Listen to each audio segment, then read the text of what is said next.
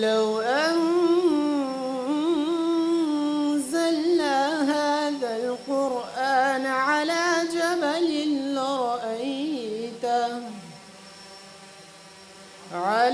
جبل لرأيته خاشعا متصدعا من خشية الله.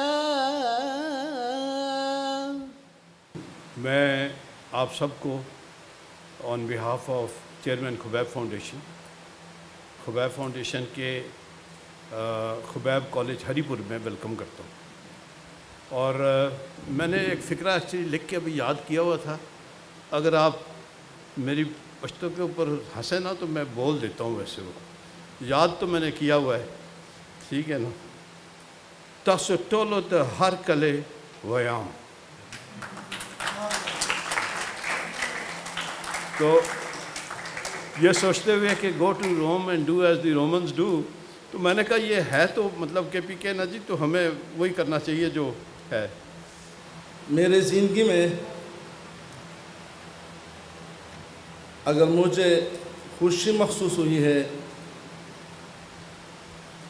اور میری روح کو تازگی ملے ہے, میرے خیال میں ان ایاموں سے ایک دن آج ہے جو میں یہاں آ کر مجھے روحانی خوشی بھی ملی, اور اتنے ہی میں مطمئن ہوا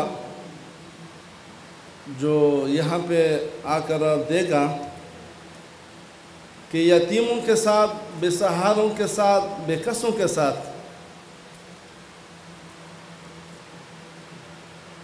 جو ان کی تربیت کی جاتی ہے, ان کو تعلیم دی جاتی ہے, ان کی پرورش کی جاتی ہے, یقین کرے کہ یہ اسپیشلی ندیم صاحب پر اللہ کی رحمت ہے. اور آج میں یہ محسوس کر رہا ہوں کہ آج ہم رحمتوں کی سمندر میں آئے ہیں. یہ بچے یتیم نہیں ہے, ان کا مالک بھی ہے, ان کا رازق بھی ہے.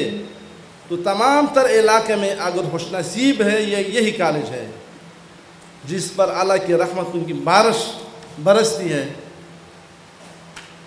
اور حدیث پاک میں آتا ہے کہ دنیا میں سب سے بدترین گھر وہ ہے جس گھر میں یتیم کے ساتھ اچھا سلوک نہ رکھا جاتا ہو. تو میرا عزیز بھائیوں اور دوستوں, اس یتیم بچوں کی کفالت کرنا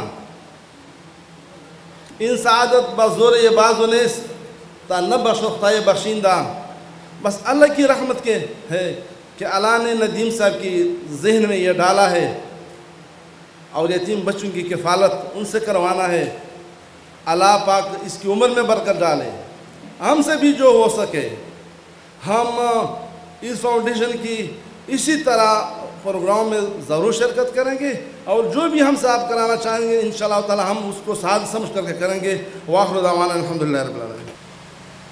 یہ یتیمان, مساکین اور خدمت خلق کی وجہ سے وہ جو سکون اور وہ جو اطمینان میسر آ رہا ہے, مجھے یقین کامل ہے کہ وہ یہی وجہ ہے. کبھی بھی آپ کا یہ جو مشن ہے اور آپ لوگوں کا یہ جو ایک انسانیت کے لیے ایک سوچ ہے, ہم آپ کو مایوس نہیں کریں گے. اکثر آپ جو کام کر رہے ہیں بہت عرفہ و اعلیٰ کام کر رہے ہیں, اللہ تعالیٰ آپ اس کو اجر دے. خبیب فاؤنڈیشن سے وابستہ میں فرداً نام نہیں لے سکتا, لیکن یہاں سے جو مالی سے لے کر اسٹوڈنٹ سے لے کر اور آپ تک, اللہ آپ کو سب کو جزائے خیر دے. بڑی بڑی مہربانی, جزاک اللہ, اور اللہ آپ کو اپنی حفظ و امان میں. پاکستان زندہ باد.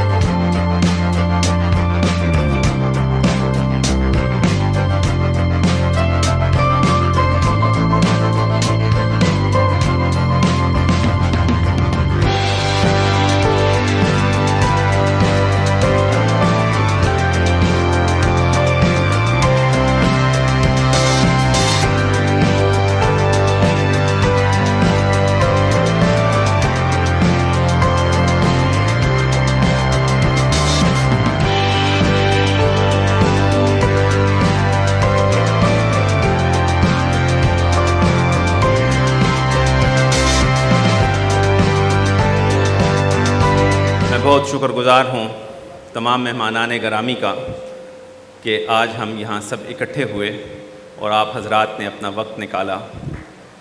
خاص طور پر جمال صاحب MNA، ہمارے ساتھی رحمت خان صاحب محسود ویلفیئر سے، اور نعمت اللہ خان صاحب جو روح رواں رہے اس ساری ایفرٹ کا پچھلے کئی سالوں سے، اور دیگر ساتھی جو ڈفرینٹ منسٹریز میں کام کرتے ہیں اور انہوں نے اپنا وقت دیا.